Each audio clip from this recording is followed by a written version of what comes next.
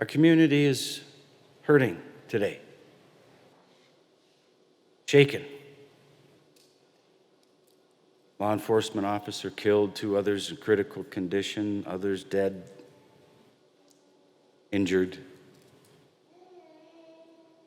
We need good news.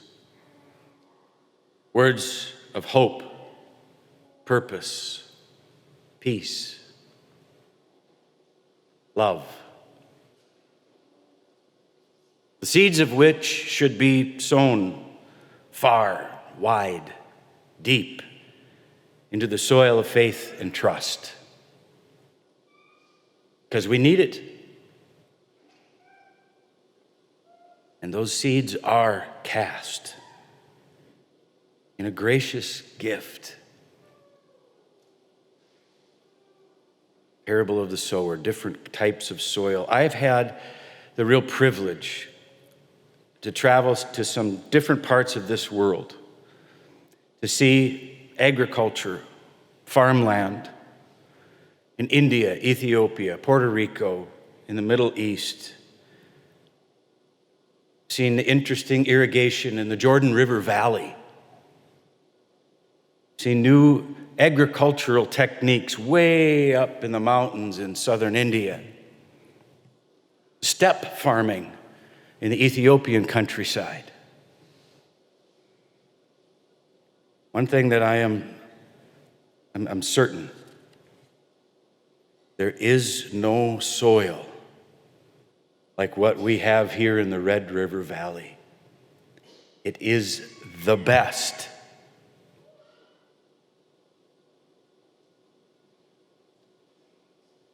It's not of our own doing.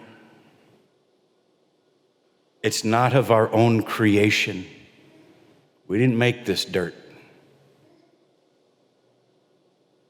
It's pure, pure gift. What do you do with such a gift? Tend to it with the best of your God-given ability. So too are the seeds of faith that are sown in our lives. Our hearts are captive to a very loving God, and that is not of our own doing nor of our own creation. So what shall we do with such a gift as that? What do? You tend to it. You take care of it. You sing to your Maker, to your Redeemer. You live in gratitude and grace and forgiveness that renews us from all of sin and death. And then you share it in any way that God leads you. You sow seeds of faith so that others may grow to encounter Jesus and experience grace.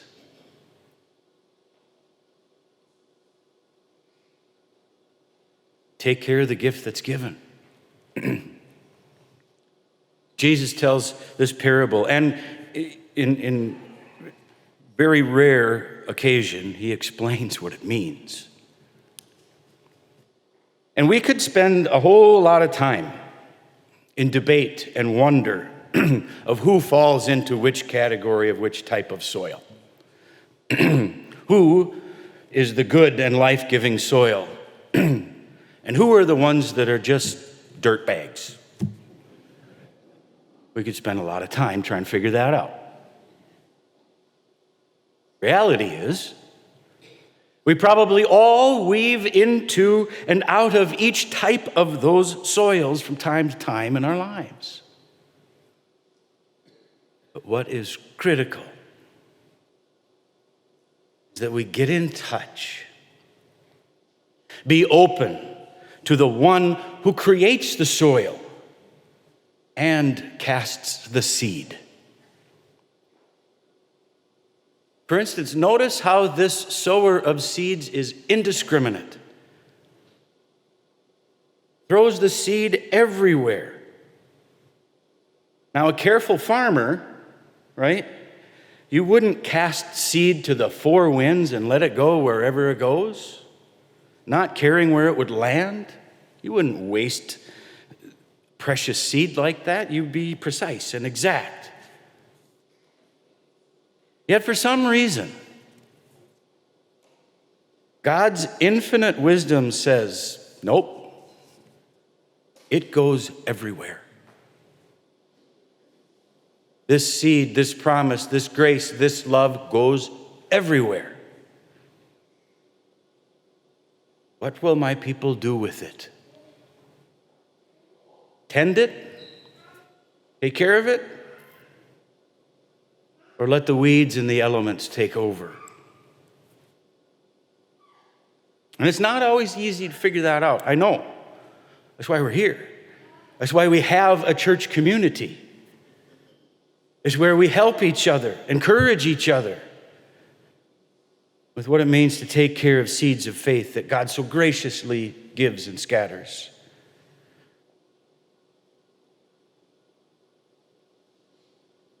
But this parable always brings me back to all kinds of ways that we live out our faith.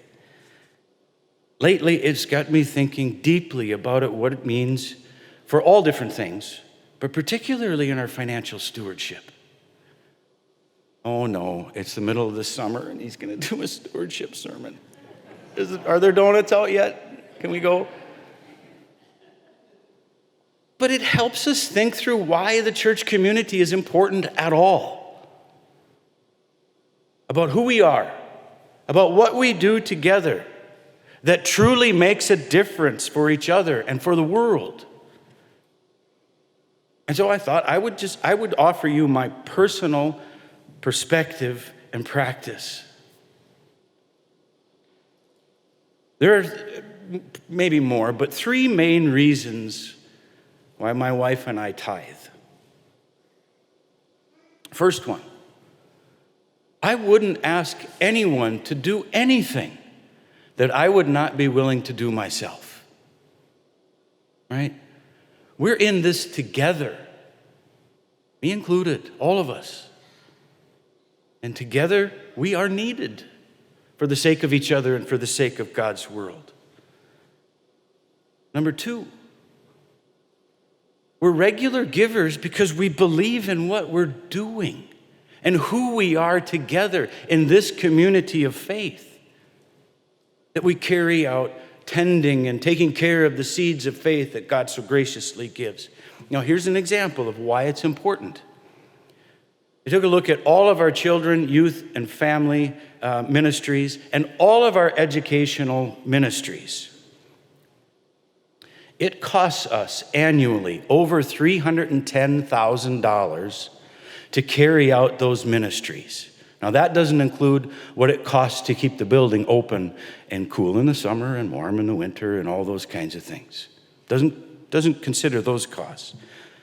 $310,000. All of the registrations combined for all those other ministries bring in under $14,000. Now, my quick and simple North Dakota math says there's a little bit of a gap there. In order to take care of our kids and our youth and help each other in educational ministries, we have to do it all together, every one of us. Third, I want to be a regular giver because it changes me. It transforms my life.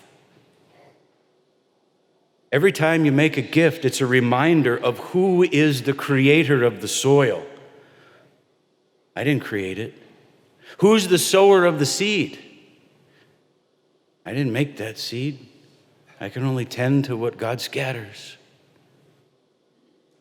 It's a reminder that it is not the best thing in the world to let money and possessions and all the other stuff rule me, but that you use it for the purpose for which God intends it. A tool for mission and ministry and taking care of ourselves and others in this world. And you can put that into any part of your following Jesus, discipleship, stewards of our finances and time and talents, our spiritual gifts.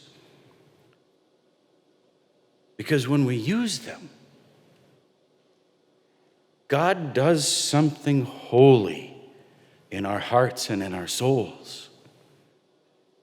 For ourselves, for each other, for the sake of the world. You see, the seed of God's holy and precious word, this deep love that is from the foundations of time, both marvelously and mysteriously grows in our hearts and turns them into what they are intended and created to be. It's a soiled kind of love, maybe messy, but it grows with a grace that can transform all of creation. Are you ready for it?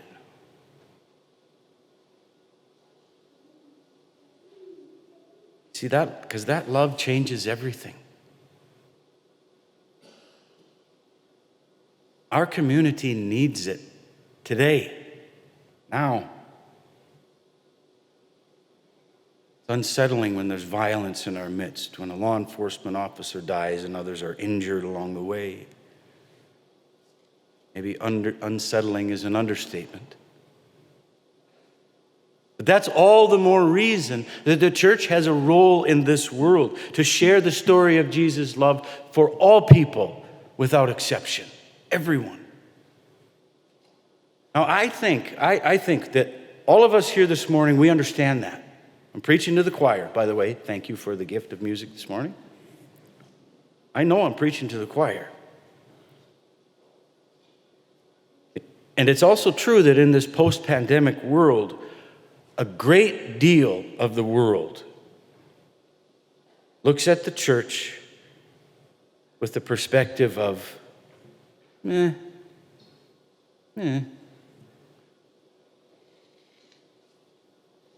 life continues to happen. Tragedies and difficulties and challenges continue to occur.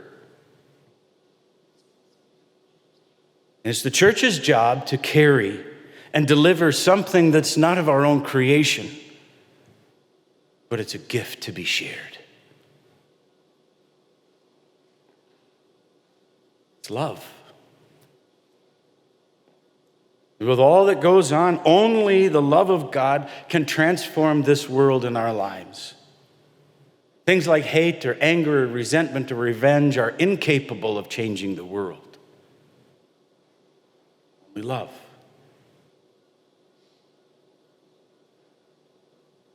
Came across a couple of very interesting statements about that love. And I want to close with that. The first comes from a pastor, a church consultant named Karl Vatters. He said, "I'd rather have religious people get mad at me in my church for loving sinners too much than to be accepted by a holy huddle of self-righteous churchgoers who agree on the sins we're against. I'd rather love too much." The other comes from Marianne Williamson, a prolific writer of spirituality. She said, "Hate has talked so loudly for so long. Greed has talked so loudly for so long. Liars have talked so loudly for so long. Love has got to stop whispering. Love, love, love. It's the answer, the center, force of all good. It has to be. Now, how? Is another question. And we'll work out the specifics together if you're willing.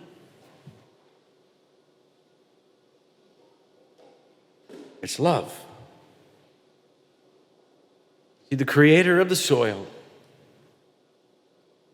and the sower of the seed gives this love as a gift.